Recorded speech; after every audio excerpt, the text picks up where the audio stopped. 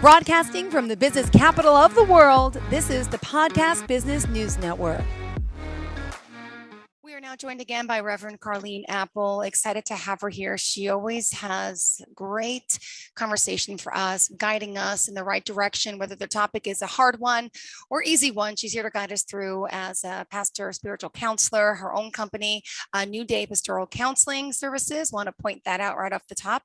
It's newdaypcs.org. Welcome back to the show today, Reverend. How are you? Oh, good. How are you, Jill? I'm doing well. Thank you so much. Please say Good. hello to everyone. And we're going to, I know, have a great conversation today about dementia that affects so many people out there. It does, yeah. And I want people to know it's not, dementia is not a disease. It's a syndrome. It's an umbrella term for major neurocognitive disorder. And I want to make this correction because I hear medical professionals doing this. They say Alzheimer's and dementia. I even see it on some of the professional websites, and it's like, no. Alzheimer's disease is a form of dementia. Okay, especially when you're hearing medical professionals say that. It's like, no, don't do that, please. Because, people are taking for granted that the medical professionals know what they're talking about. Well, they don't always. So Very true. I had a hospice patient some time ago. His wife was a retired RN, and she insisted, no. The doctor I worked with in the hospital, he always said Alzheimer's and dementia. And, I was visiting her husband who had dementia. He had Alzheimer's, and I didn't want to be rude or overstep boundaries or something. So I just casually pulled it up on the internet, I think from alz.org, and I showed it to her and just, oh, okay. And I want to stress it is not a normal part of aging, okay? They're not the same thing, all right? That's a nasty rumor. And, we do experience some memory loss as we age. That's normal stuff. But most seniors who are in good health, they can lead fairly active lives in the 80s, 90s, and even 100. I think it was last year. There's a woman in our area. She, in fact, our church used to do Bible studies and hymn sings over at her retirement village. And she was 111 when she died, and she self-published 11 books. She was sharp as a tack. She used to go to the Bible studies, participate. So yeah, but I even hear ageism in older people. So ageism is everywhere.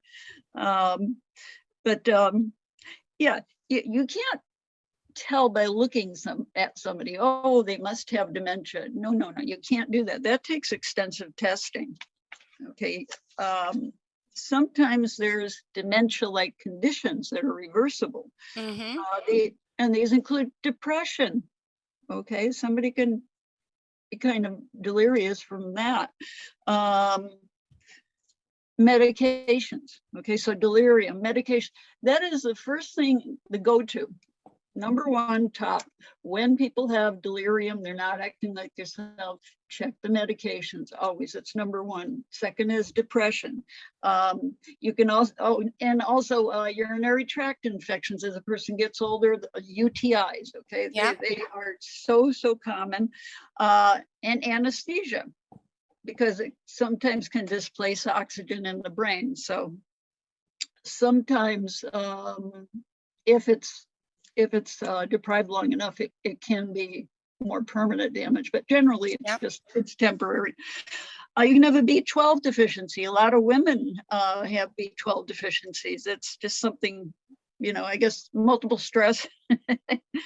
You can have hormone imbalances, your thyroid, normal pressure hydrocephalus, and pH. We have fluid going through our brains. And as a person ages, and I was surprised to find this out, that sometimes we can have fluid backup in our brain, and that requires a shunt so that they can drain it. But that's encephalopathy. That can come from infections, that can come from autoimmune disorders. So those are the normal things. So let's talk about normal age-related changes, because there are normal things that go along with growing older. You know, and I'm 64 now, but I'm still going strong. So sometimes we forget names, appointments. I don't know about you, but I have a hard time remembering names. That's just been an ongoing thing for me. Yep, I'm with you on that one. And appointments, I bet you remember them later. Yes. Yeah. Occasional mistakes managing finances or household bills. You forget, oh no, it was due today. Late charge. Yeah. Sometimes needing help using the microwave or settings or recording a TV show. I remember back when VCRs were new and parents were asking the kids, can you please program this? Yeah. And even if you look at your handheld remote, there's so many buttons on there, you know, and how do you use them all? So we can get confused on what day of the week it is, but we figure it out later. That's the thing. If you forget something, it comes back. Vision changes, presbyopia, that's nearsightedness. Or farsightedness, I'm sorry. I've always been very nearsighted. So but I do have a little bit of presbyopia, but that's normal stuff. You can have cataracts, macular degeneration can sometimes happen. Sometimes you have trouble finding the right word. I just always say, well, the train went through the station. But it comes back, you know. Yeah. Misplacing things from time to time. So you retrace your steps. I have a husband who is wonderful at finding things. So I remember I had lost something. I did find it, but I called him up to ask him when he got home, could he look for it? And I found it. He said, see, I don't even have to be home. So, and we all make bad decisions every once in a while. Maybe you forgot to change the oil in the car. Don't forget that too long, but occasional loss of interest in your family, social obligations. And sometimes you get set in your ways, okay? And you get upset if it's interrupted, if your routine's interrupted, done differently. But that's when you become number one grouch, okay? Yeah. Let's talk about the number of forms of dementia. And I found this site. I usually refer to alz.org because the Alzheimer's Association website is just a wealth of information. It's amazing, all the stuff on there. But I found the Dementia Society of America, and they have a wonderful list. I mean, I know all the major forms, but there's other ones too. Besides Alzheimer's disease, you can have vascular dementia. That comes a lot of times with strokes. Young onset dementia, that's dementia that starts before age 60. There's Lewy body dementia. There's certain forms in the brain that and you have tangles and taus. That's what they're called. There's frontal temporal lobe dementia, or FTD. That one, all person's filters are off. That's the one you'll see taking off their clothes, going wild, all kinds of behaviors because they don't have any filters. And that prefrontal cortex, which is the last thing to develop in humans, in the mid-20s about. They're saying that, when a person has like a midlife crisis, where they suddenly go out gambling or they go out and have affairs and stuff, the thought is now that that's an early sign of frontal temporal lobe dementia. Oh. And so it's interesting how they're making those connections. And so when, they might start swearing like a trooper. Well, this person never swore in their life before, but when all the filters are off, people don't have, that's in the frontal temporal lobe. That's where our sense of manners and polite things and moral, guidelines and boundaries and things. But when they're not there, behavior, all kinds of behaviors, they can get violent sometimes too. There's also AIDS dementia complex. There's Huntington disease with dementia. There's traumatic brain injury with dementia, Down syndrome with dementia, posterior cortical atrophy, primary progressive aphasia, Wernicke-Korsakoff syndrome dementia. That's from alcoholism, and it gets when information comes into your ears and you hear it, well, it has to be processed. So it goes to the Wernicke's area first, and that decodes it. And then it goes up to another area, and that decides how it comes out of your mouth and how your muscles move and everything. But Wernicke, you will hear a person who has that, they will think they're making sense, but they're talking all kinds of, it doesn't make sense. Okay. Or they're just going on, and they don't even know they're saying those things. So, yeah, and sometimes people get aphasia. That's also another disorder that can come with dementia. And the person knows the word they want to say, but something else is coming out. So it's not decoding properly. There's also limbic predominant age-related encephalopathy. That's late stage. You have the Creutzfeldt-Jakob disease dementia, cortico-basal degeneration, progressive supranuclear palsy.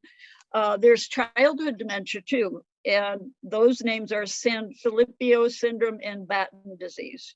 And then there's one final one, it's Binswanger disease. So there's a lot of different forms of dementia. So when they're diagnosing, they have to do the cognitive and the cognitive, and also what's happening in the brain. They'll do a PET scan, see how language is, see what they remember. That's the cognitive. And psychiatric evaluation. It's a whole workup. It's a very long day. Usually when you see if you have like your internist, our primary care doctors, they'll do the mini mental exam. Okay. And there's a series of things that they ask you to do and remember, and then they score how much you remembered of those things. So there are some very disturbing trends that we're noticing. There's a projected increase of Alzheimer's disease in 2050. Globally in 2015, 47 million people were living with dementia. And in the US, Alzheimer's cases are among those age 65 plus, that's late onset. Anything 60 and over is late onset. But it was 4.7 million in 2010. That's a lot. So both of these are projected to triple by 2050. So we're talking going from 4.7 million to 14.1 million. That's a lot. And so you wonder why is that? Well, it's baby boomers. I'm a baby boomer. 10,000 of us baby boomers turn 65 every single day. How about that? Wow. Yeah, it's a lot. So I'm in that number. So here's the dollars and cents. Alzheimer's disease is $236 billion we spend. This is real dollars. Stroke, 3.33 billion plus. Traumatic brain injury, 76.5 billion. This is all from the cdc.gov. If you want the source of that. So 85% of these costs are related to family and social, not medical. So the total 2050 cost projection just for Alzheimer's is $1.101 trillion. Whoa. A lot of money. So, and it's going to bankrupt Medicare if we don't do something. So there's bad news and there's good news. The bad news is 1 in 8, so it's 15 to 20% of adults turning 65 plus has what's called mild cognitive impairment. Now, somebody with mild cognitive impairment, they can make adjustments and things. So, and only like 38% go on to major neurocognitive disorder, which is your full-blown dementia. So, you know, reminders, notes, things to jog your memory. You know, you might put all the things you need to take by the door, so you have what's called a launching pad, you know, probably like you do for your kids going out to school. You want them to put all their stuff by the door. Exactly. So they don't call in, Mom, I forgot this. Oh, well, God, I guess you're not going to have it for today. Happens all the time. Yep. Yep. There's caregiver burden, 63% increase in mortality. You know, and caregivers can be, you know, a lot of them siblings, and may not be siblings, but kids, you know, adult kids, and it shortens lifespan. Social isolation is linked to mortality. We had a lot of deaths when there was COVID isolation. They said with older people, if the COVID didn't kill them, the isolation would. You know, we're social creatures. We're created for relationships. We're, you know, so that isolation. And, you know, when I think of my folks with dementia living in memory care centers, so they were confined to their room, no socialization, and the nurses' aides that they know suddenly they have full PPE, which is your personal protective equipment. So they have a gown, gloves, face mask, face shield. You know, they look like an alien. So, you know, so our poor people with the late stage dementia, it's scary, you know. So I'm sure there was a lot more behavior problems in those facilities. But yeah, a lot of them died because they didn't have the socialization. And the donut hole in Medicare for mild decline. So, but if we could delay Alzheimer's, the onset of just the Alzheimer's type of dementia for 5 years, we could cut the cost projections in half. The source for that is alz.org, and we can do it. Okay. Let me do a few more stats. In 2017, prior to the COVID-19 pandemic, the Lancet Commissions called dementia the greatest global challenge for health and social care in the 21st century. And then report on dementia prevention and Lancet Commission again. Acting now on dementia prevention, intervention, and care will vastly improve living and dying for individuals with dementia and their families, and in doing so will transform the future of our society. So, so we're not going to start popping Aricept or Namenda or anything like that. So there's things we can do, like exercise. Take a course. You got to exercise your brain too, and it's really true. If you don't use it, you will lose it. And every time you learn something new, you make new neural pathways in your brain. So it's called neuroplasticity. It means your brain never stops forming. You know, obviously it's not to the extent of you know, a young person whose brain is still forming, but yeah, you can learn new things. That keeps your brain exercised. Make sure your diet is good. You know, we have an obesity problem in the United States, and I think that's part of the reason that we have all these conditions. And I know certainly diabetes is on the rise, and that is from being overweight.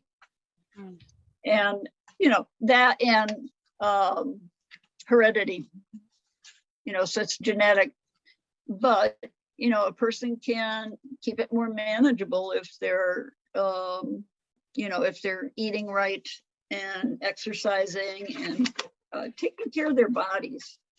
So we want to do those things. And for people who aren't into a lot of exercise, walking is excellent. Go for a walk. Yeah. And then you'll be able to keep your body healthy. So body healthy, exercise, eating right. Also, what else can we do? I have a whole list of stuff that we can do. And unfortunately, we're almost out of time, right? I know. We started late.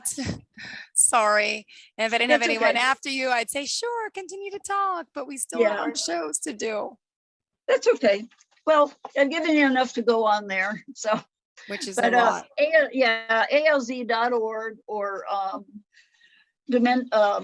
dementiasociety.org, wealth of information on those. Anybody has any questions, I can certainly help. I can work with their loved ones who have dementia. I've been doing that since 1985, so I have a little bit of experience, and I love them. I have so much fun with them. So I'm Reverend Carlene Appel from New Day Pastoral Counseling Services in the Chicago area, but I can do online counseling anywhere. So call me, baby. Thank you so much. You're hysterical. www.newdaypcs.org, 630-557-6229. Go on my website and you can contact me, and I will be happy to talk to you. Great speaking with you. Great personality, great heart, great spirit. Thank you for everything today. Have a great one.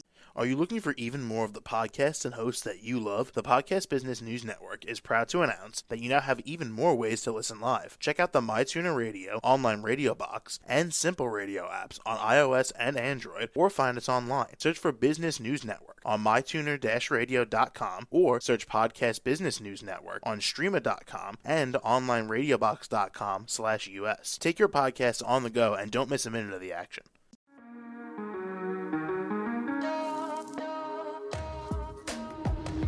Broadcasting from the business capital of the world, this is the Podcast Business News Network. For nearly 2,000 severely injured veterans, everyday life has become filled with barriers. Day-to-day simple tasks can become pretty daunting. I have to carry my chair up 2 flights of steps or have somebody do it for me. What scares me the most is just the falling. When I'm struggling with my house, I think, to have that one great barrier just knocked down, it's crucial. Home for Our Troops is a wonderful nonprofit that builds a mortgage-free, fully adaptive, handicap-accessible house. And there's no catch. It'll be our very first home that we've ever owned. This is a game changer. This is where your life begins again. We need you to join us in completing this important mission. Please visit hfotusa.org and help build homes and rebuild lives. Because of you, everything's going to be okay.